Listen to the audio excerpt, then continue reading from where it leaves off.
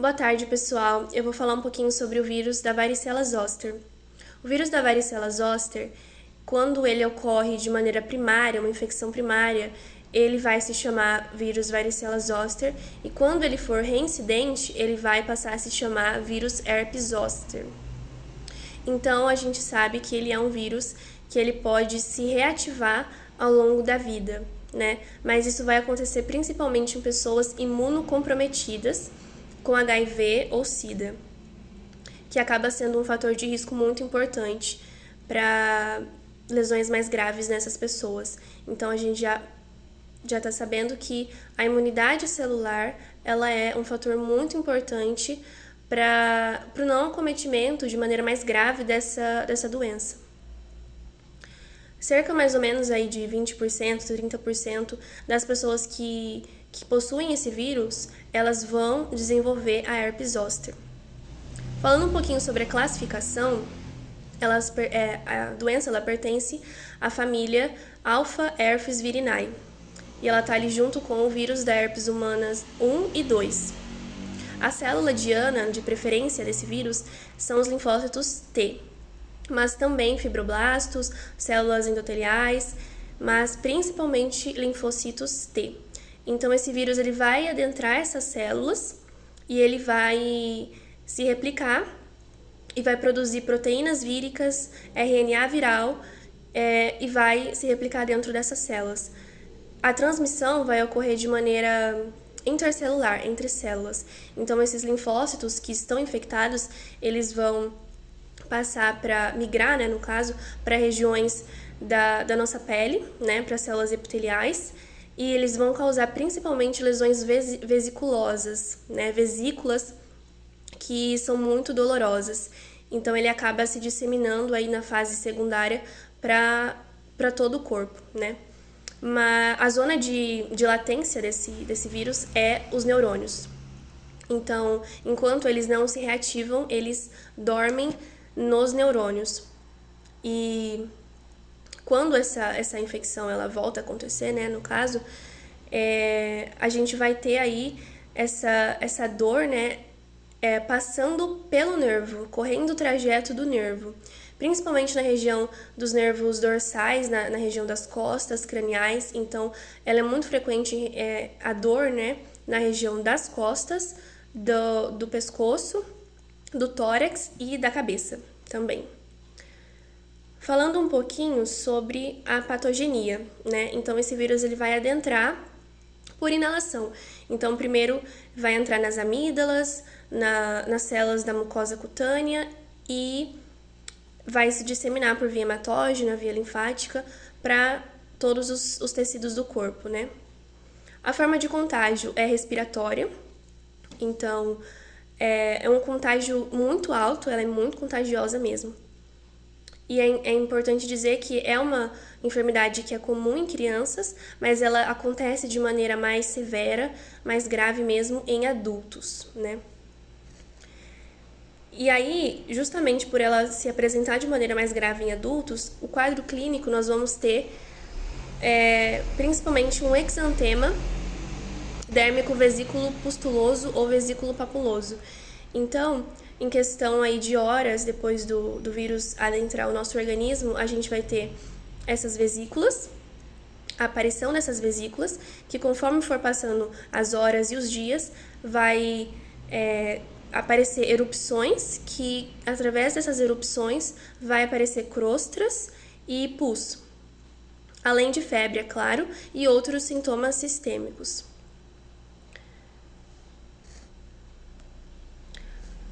Outra maneira que ela pode se apresentar, que geralmente vai ser em 30% mais ou menos das pessoas, é a neuralgia pós-herpética, que é uma síndrome crônica que vai causar muita dor durante anos da vida desses pacientes. Nós temos também outra forma de aparecer essa doença, que é a pneumonia intersticial, que ela vai acontecer principalmente reações inflamatórias na fase primária da doença. O período de incubação geralmente é de uns 14 dias, aí 2 semaninhas. Por fim, o diagnóstico é PCR, ELISA, imunofluorescência, isolamento do vírus, esses métodos que a gente já está acostumado. Além disso, nós também temos como detectar antígenos através da escarificação, né, que é esse raspado das lesões cutâneas, e detecção de anticorpos também, que no caso da varicela vai estar baixo, e no caso da herpes zoster já, né, vai ser muito mais alto. Agora eu vou falar um pouquinho sobre o vírus da herpes humana 6, 7 e 8. Eles vão pertencer à classificação deles, né, com a subfamília Beta-herpes virinae. E o vírus da herpes humana 6, ele vai se dividir em duas cepas, a 6A e a 6B. A célula diana deles também é o linfocito T, assim como a varicela. E o vírus da herpes humana 6, ele é ubíquo e linfótropo. É importante dizer que eles vão causar exantema súbito ou roséola na infância. Bom, a replicação, a patogenia, na verdade, desse vírus, do vírus 6, né, vai ser principalmente pelas glândulas salivares. Então, eles vão se replicar nas glândulas salivares.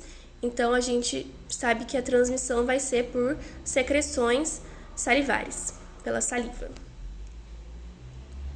Além do linfocito T, também essa infecção latente ela pode se apresentar em células progenitoras hematopoéticas.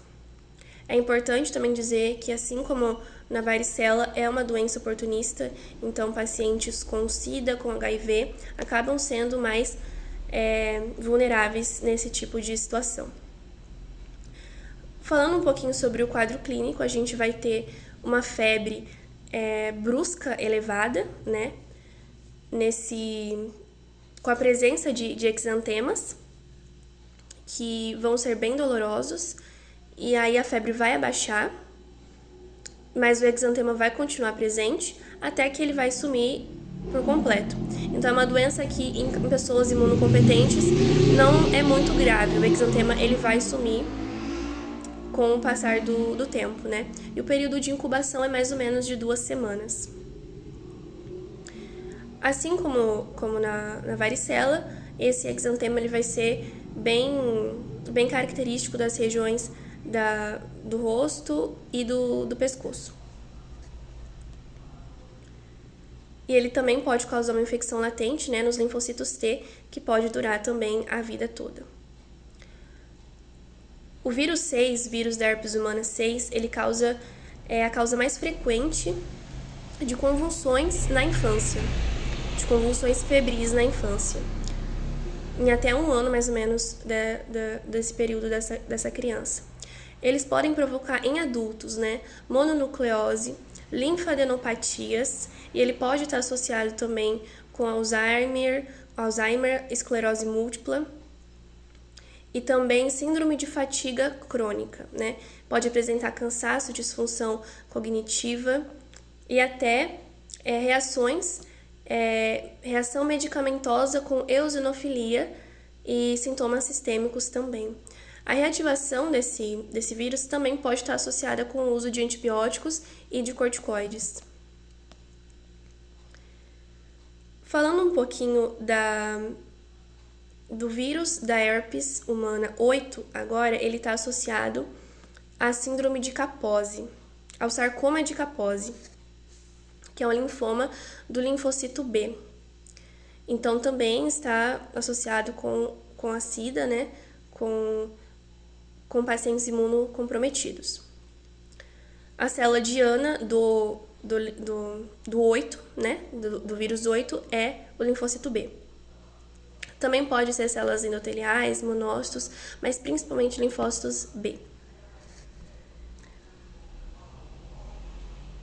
As células endoteliais fusiformes desse tumor de Kaposi, né, é onde o vírus vai acabar se localizando também. A transmissão é sexual.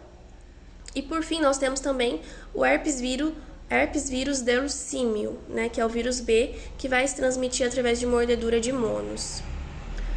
E o quadro clínico geralmente vai ser uma dor um pouco grande, né? E um enrijecimento localizado na região de inoculação desse vírus.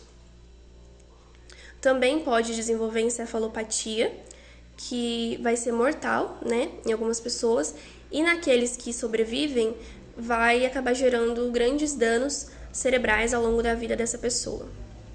E por fim, o diagnóstico, né, também PCR e serologia. É isso, obrigada.